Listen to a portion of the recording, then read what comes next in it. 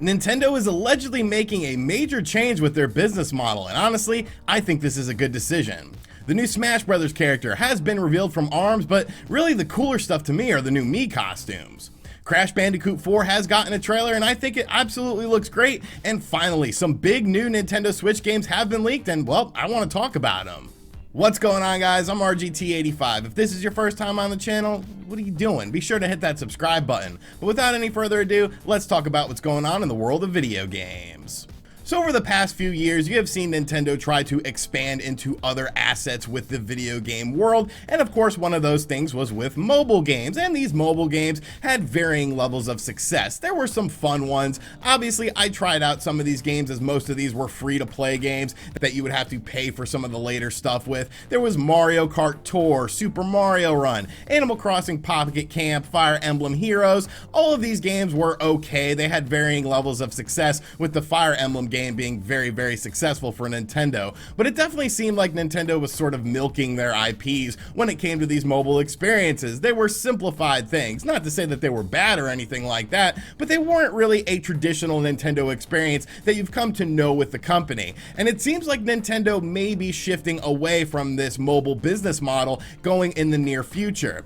A new report that came out from Bloomberg is saying that Nintendo is essentially easing off of the mobile marketplace due to mixed results with their games. Allegedly, one of these reasons in the report is that Nintendo feels that they may be damaging some of the brands that they have with these games. And honestly, I do think that is kind of true to some extent. When you look at the crossover appeal of a lot of Nintendo games, that's why you buy Nintendo systems, really. Looking at Animal Crossing, was Animal Crossing Pocket Camp the big popular game in March and April for Nintendo? No, it was Animal Crossing New Horizons on the Nintendo Switch. That was driving Switch hardware sales to unprecedented levels that we have seen before, and I feel like a lot of that came from people in the mobile marketplace because they couldn't get this sort of experience on their mobile device. Sure, you had a stripped down version with Animal Crossing Pocket Camp, but people wanted a more sort of in-depth experience when it came to the Animal Crossing franchise, and of course they got that with Animal Crossing New Horizons. Now what's interesting is there's no new mobile game that has been announced in quite a while, and it doesn't seem like any new mobile game is coming from Nintendo and of course DNA anytime soon,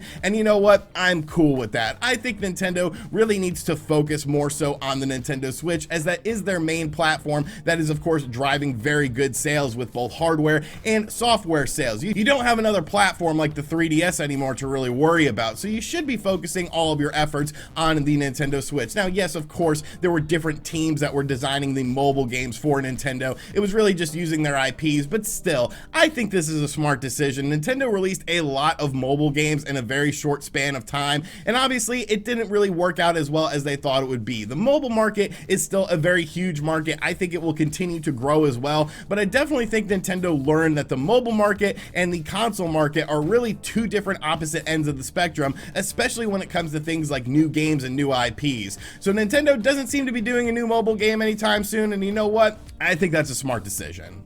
Of course, yesterday was some big Nintendo news. You were going to learn about the new ARMS character that was coming to Super Smash Bros. Ultimate.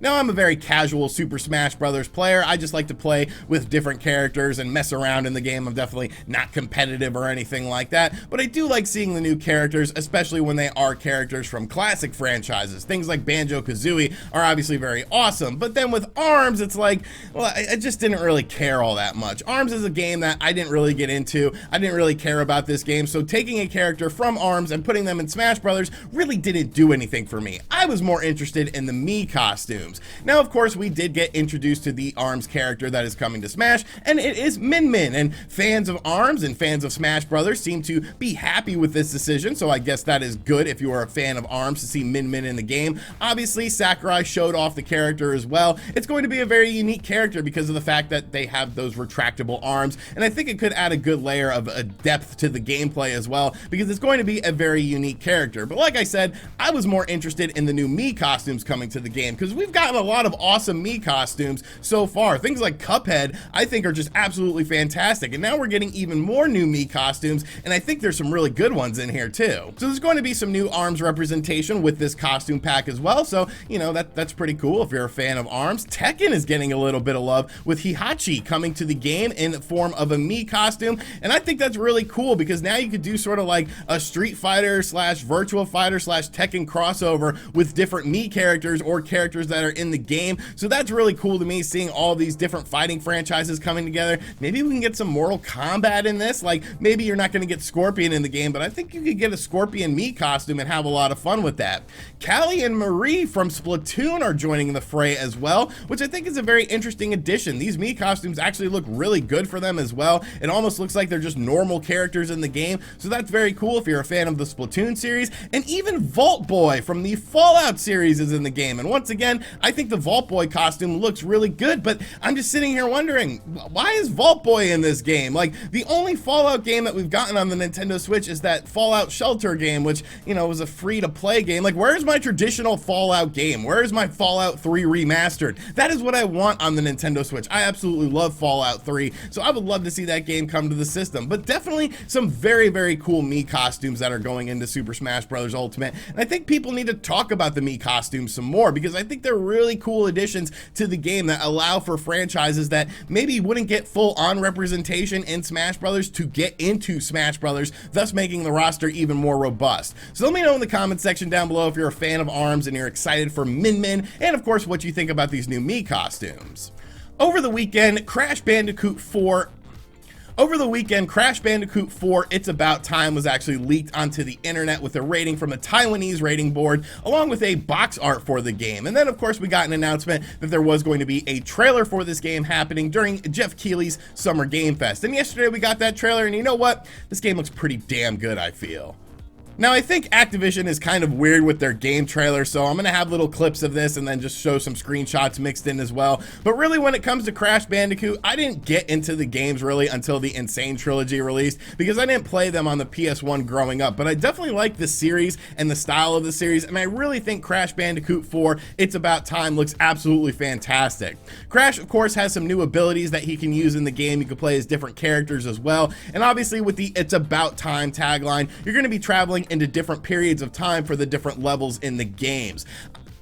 I think the graphics of the game look really good. There's lots of nice animation going on. It definitely looks like a cartoon almost at times, and the levels themselves seem to be very creative due to the fact that there's the whole time traveling aspect. Yes, there is a dinosaur in the game, and the dinosaur looks really cool, so I am looking forward to it. But I think the best thing about Crash Bandicoot 4 It's About Time is that they really didn't try and reinvent the wheel, which is why a lot of people stopped liking Crash Bandicoot games. They pretty much just oversaturated the market and made them sort of different, trying to appease to different sorts of gamers when it came to these games instead of just doing it like the original 3 games were. And this definitely looks like a proper Crash Bandicoot game, much in the style of the original 3 games, but for the modern era. Now, the game is coming out on October 2nd for the PlayStation 4 and the Xbox One, and of course there's no Nintendo Switch version in sight because why would there be? It's not like Crash Bandicoot Insane Trilogy was one of the best-selling games in the UK for the Nintendo Switch for many, many months. You know, just don't worry about the Nintendo Switch audience. And there is one other thing that some people seem to be a bit upset about, but I'm not really surprised by it, and that's that this game will be a full $60 price tag release in the United States. I think from what we saw with the game so far, it's definitely worthy of that price tag. It looks like a very polished experience, so I'm not quite sure why people were expecting this to be a budget title, but I am definitely cool with the $60 price tag. I will be picking up this game if I can't get a review copy of it, because I kind of like Crash Bandicoot now. So let me know what you think of the new game in the comment section down below. And finally, some new Nintendo Switch games have leaked onto the internet, and I think there's a very interesting one within these games that I want to talk about, and then there's a couple others that we're going to talk about as well. So you might remember a couple days ago during the EA Play event, one of the things that we learned from this event was that EA was essentially bringing 7 games to the Nintendo Switch within the next 12 months. So a lot of people were wondering, well, what are these games going to be? Now, during that presentation, we actually did learn about some of the games that were coming to the system, and of course, one of the games was a game that was releasing the next day. That game was, of course, being Burnout Paradise Remastered. Then there was a FIFA 21 Legacy Edition, which for some reason is a game that's coming out. Apex Legends, which of course is coming out in the fall, bringing that free-to-play game to the Nintendo Switch that was heavily rumored, and Lost in Random, which is sort of like a Tim Burton Nightmare Before Christmas style action platformer game that I thought looked really cool. But of course, there were 3 other games that were going to be releasing for the Nintendo Switch over those 12-month period that we haven't learned about. Well, yesterday, Jeff Grubb, who of course works with VentureBeat, is a popular Twitter analyst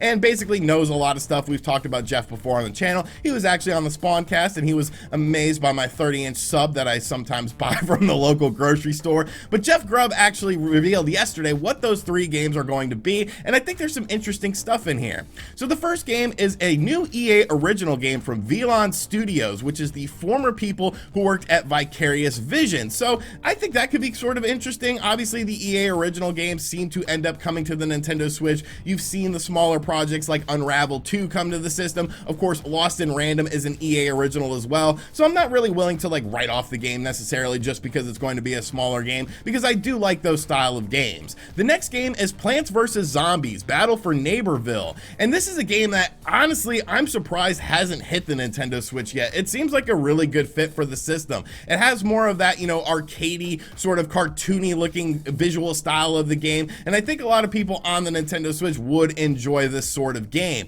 It's obviously very popular when it comes to multiplayer aspects as well. So once again, another good addition, something that we have heard rumored, a Plants vs. Zombies game coming to the Nintendo Switch, and now it seems like that game has been leaked. But the final game has to be the most interesting game to me, and that is Need for Speed Hot Pursuit Remastered, which is allegedly coming to the Nintendo Switch and other platforms sometime soon. Now I think that's pretty cool. I'm going to assume that this is from the 2010 reboot that of course released on the PlayStation 3 and the Xbox 360, not the original Need for Speed Hot Pursuit that was essentially the first game in the Need for Speed series, because EA just can't come up with original titles. But this was actually a really good game, and a game that I think would make for a good fit on the Nintendo Switch. I do like racing games. I like racing games that have realistic cars in them as well, and of course this is sort of an over-the-top experience as well, but I think this is a game that would be a really good fit on the Nintendo Switch. Now of course there is the disappointment aspect with some of these games. Obviously one of the games that has been rumored is a Mass Effect trilogy. It doesn't seem like that's going to be one of the games. Of course there is the fact that Madden is still not on the Nintendo Switch either, which is just a damn shame at this point in time. But I think these new Nintendo Switch games that have been leaked from Jeff Grubb are very solid titles, and I think Need for Speed Hot Pursuit Remastered is going to be a very, very fun experience, and it's definitely the experience I'm looking forward to the most out of all of these games. But let me know what you think about them in the comments down below. Alright, so that is going to do it for today's video. I hope you guys enjoyed it. Be sure to let me know your thoughts on everything in the comments section down below. And as always, thank you for checking out this video. If you're new to the channel, make sure you subscribe and turn on notifications. Be sure to check out other videos on the channel as well. And as always, I'll catch you guys on the next one. Later.